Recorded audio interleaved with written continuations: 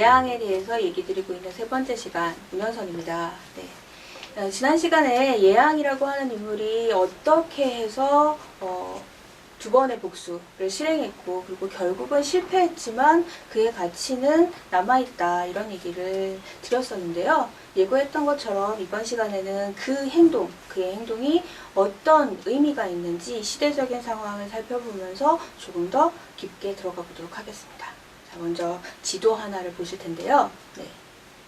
전국시대의 지도입니다. 예항이 살았던 시대는 춘추와 전국의 교책이었습니다. 제가 지난 시간에 진이라고 하는 나라가 한, 위, 조의 세 개의 나라로 나뉘어졌다라고 말씀드렸는데요. 그 나눈 것을 기점으로 해서 보통 이전 시기를 춘추, 이후 시기를 전국이라고 합니다. 그래서 춘추 시기에는 보통 오패라고 하는 5개의 나라가 힘을 가지고 있었는데요. 그 중에 가장 큰 세력 중에 하나였던 나라가 바로 진이라고 하는 나라였습니다. 자, 이 춘추라고 하는 시기는 다른 이름으로 동주라고 하는 이름으로도 불립니다. 동주. 동쪽의 주나라라는 뜻이죠. 중국의 역사에서 보면 많은 나라들이 원래 서쪽에 수도를 두고 있다가 동쪽으로 이전을 하는 경우가 있었습니다. 그 이전 시기에 상이라고 하는 나라도 처음에는 상이라고 하는 이름을 가지고 있다가 그 나라 사람들은 계속해서 상이라고 하는 이름을 가지고 있었지만 나중에 수도를 오늘날의 하남성으로 옮기게 됩니다. 그래서 그 하남성의 또 다른 수도가 은허라고 하는 곳이죠. 그래서 은이라고 하는 이름을 가지게 돼요. 그래서 중국의 나라들은 보통 서쪽에 수도를 뒀다가 동쪽으로 이동을 하는 경우가 있는데 보통 북서쪽에 있는 이민족들, 특히 기마민족들에게 공격을 받아서 이동을 하는 경우가 많았습니다. 주라고 하는 나라도 원래 서쪽에, 오늘날의 서안의 북서쪽에 위치하고 있었는데요. 북서쪽의 기마민족들에게 도성이 함락되어서 그 다음에 수도를 동쪽으로 옮기게 됩니다. 그런데 이때 주라고 하는 나라가 여러 가지 정치적인 특징을 가지고 있었습니다. 첫 번째는 종법이라고 하는 특징인데요. 여러분 종가는 잘 아시죠? 자, 종가가 어떤 집안인가요? 종이라고 하는 건 큰 아들의 큰 아들의 큰 아들, 큰 아들로 이어지는 혈통의 계승 순서입니다. 그래서 종갓집 김치 같은 거 기억하시잖아요, 여러분. 종가에 왜 그럼 종갓집 김치라든가 종갓집 음식이 유명할까요? 왜 그럴 것 같아요? 제사 때문이죠. 종가에서 하는 가장 중요한 일은 제사를 드리는 건데요. 제사를 드리면 큰아들의 큰아들, 큰아들뿐만 아니라 그 형제들, 형제의 자녀들까지 그 집안의 모든 사람들이 사실 종가에 모이게 됩니다. 제사를 위해서 그렇죠. 그렇기 때문에 그 많은 사람들을 거두고 먹이기 위해서는 음식이 맛이 없으면 많은 말이 생기겠죠. 사람들이 불만스러워하고. 그래서 종갓집 음식이 유명해지는 겁니다. 그런데 이 종, 큰아들에게서 큰아들로 이어지는 계승의 순서를 정한 것이 바로 주나라 때였습니다. 그 이전까지는 형제산속, 장자상속, 그래서 장자라고 하면 오늘날에는 장손, 큰아들을 얘기하는데요. 나이가 많은 연장자 순으로 형제상속을 하거나 그래서 큰아들이 죽으면 작은아들, 작은아들이 죽으면 셋째 아들, 셋째 아들이 죽으면 넷째 아들, 그리고 다시 큰아들의 큰아들, 나이가 높은 순으로 계속 올라갔다 내려갔다 하는 방식을 거듭했습니다. 근데 그런 방식을 거듭하다 보니까 나중에는 이게 엇갈리거나 헛갈리는 경우가 생겨요.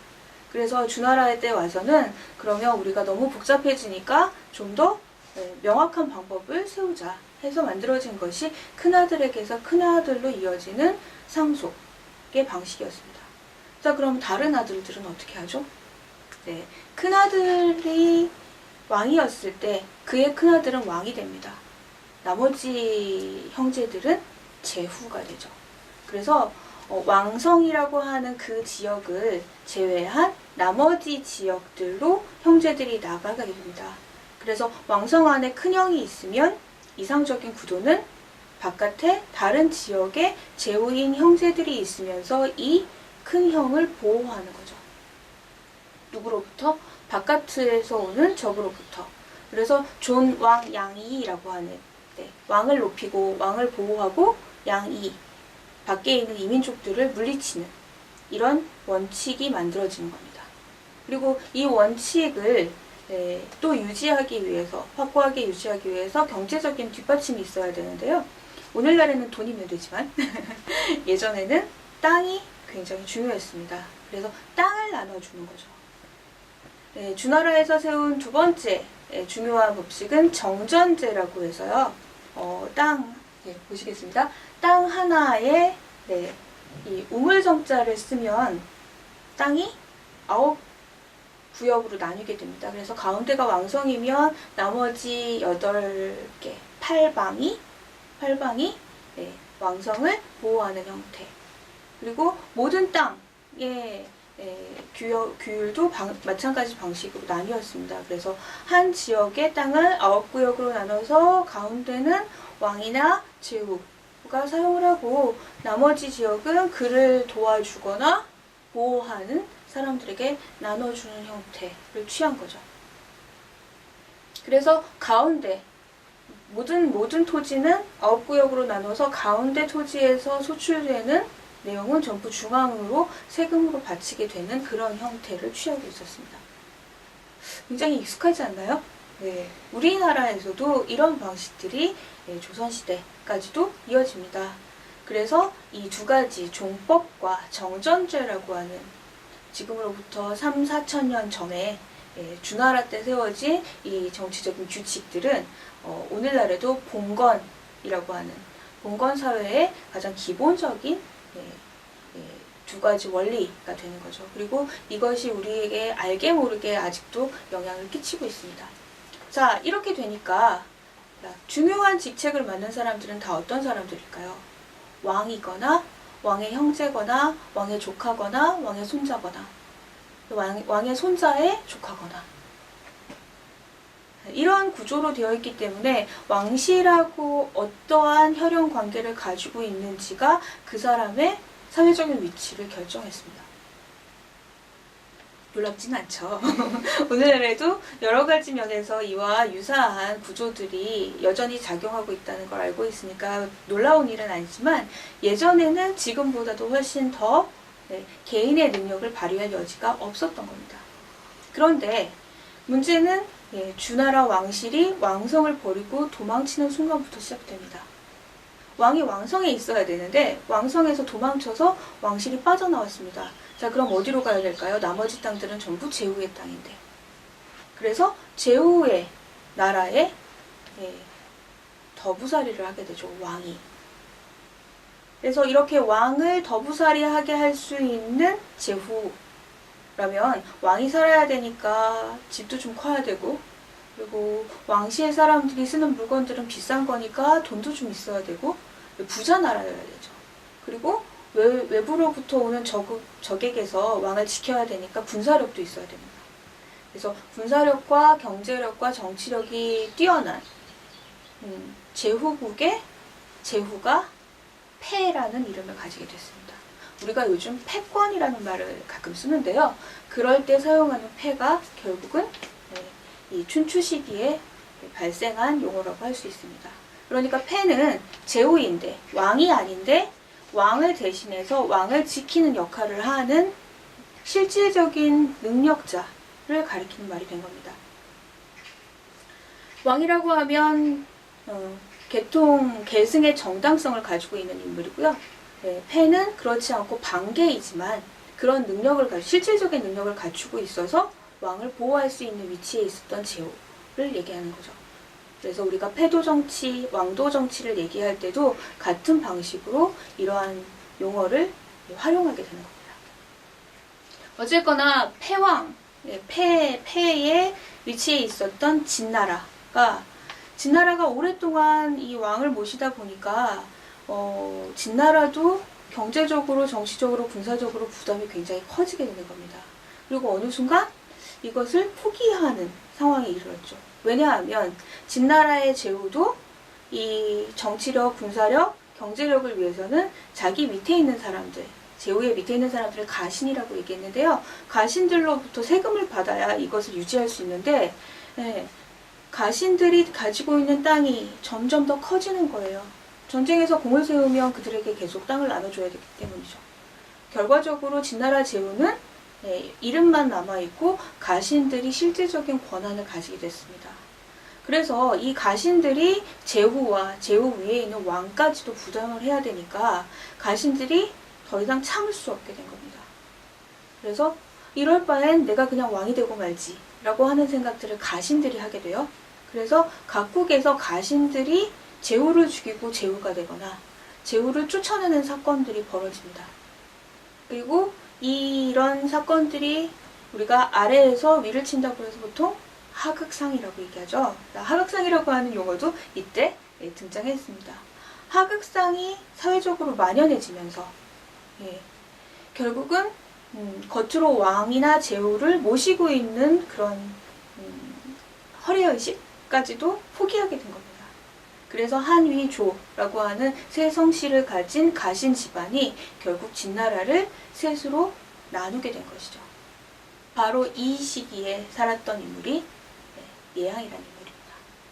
예양은 진일이라고 하는 나라에서 태어났지만 우리가 사기에서 확인할 수 있듯이 제후 집안이나 왕족은 아니었습니다. 그러니까 예양이 할 수 있었던 것은 자신이 가지고 있는 능력으로 어떻게든 사회에서 살아남아야 했던 것이죠. 그리고 이 사람에게는 칼을 쓰는 특별한 능력이 있었습니다. 나라가 전쟁을 많이 벌일 때 가장 쉽게 발탁되는 필요로 하는 능력이 바로 전투력이라고 하는 것인데요.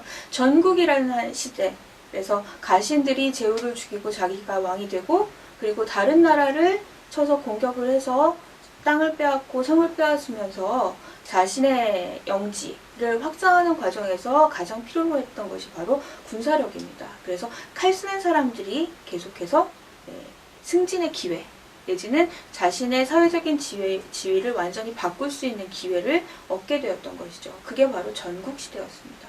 그것이 시작되는 시기, 개인의 능력으로 자신의 능력을 발휘해서 사회적인 지위를 바꿀 수 있는 시기, 그리고 그것이 분화되면서 강화되고 있는 시기에 살았던 인물이 바로 예양인데요. 예양은 전 시기의 어떤 사회적인 질서와 이후 시기의 사회적인 질서 사이에서 어떤 것을 선택해야 하는지 굉장히 많이 고민했던 그런 인물이 아니었을까라고 생각을 합니다. 저는 가끔 우리가 살고 있는 시대도 춘추 전국과 별로 다르지 않다라는 생각을 하는데요. 춘추의 사회적인 어떤 가치를 따를 것이냐, 전국의 사회적인 가치를 따를 것이냐, 그리고 그 가운데서 우리가 무엇을 선택할 것이냐에 따라서 우리가 살고 있는 사회는 지금과는 조금 다른 모습이 되지 않을까 생각합니다. 춘추와 전국이라고 하는 사회적인 변화를 통해서 제가 예양이라고 하는 인물이 했던 선택이라고 하는 것이 어떤 의미가 있는지 한 번 더 설명을 드렸는데요. 굳이 다시 한번 설명드리자면 춘추와 전국 사이에서 예양은 전국 시대로 넘어가는, 그래서 전국에서 살아남으려고 하는, 살아남을 수 있는 그런 인간은 아니었던 것 같습니다. 하지만 이 사람이 추구했던 가치는 그렇다고 해서 춘추 시대의 가치를 지키는 그런 방식도 아니었어요.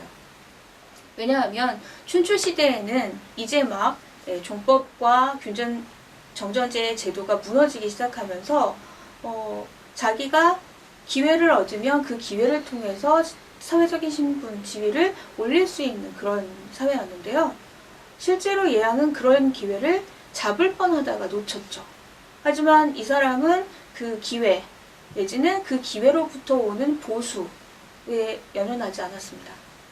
보수에 연연하지 않고 그 안에서 자신만의 가치를 만들어냈죠. 역사적으로 이렇게 춘추와 전국을 통해서 자신의 능력을 통해 자신의 지위를 올리려고 하면서 새로운 정체성 내지는 새로운 자신만의 인간형 가치관을 만들어낸 사람들을 유협이라고 부르는데요. 이 유협이라고 하는 인물이 어떤 인간형인지에 대해서는 다음 시간에 조금 더 상세히 알아보도록 하겠습니다.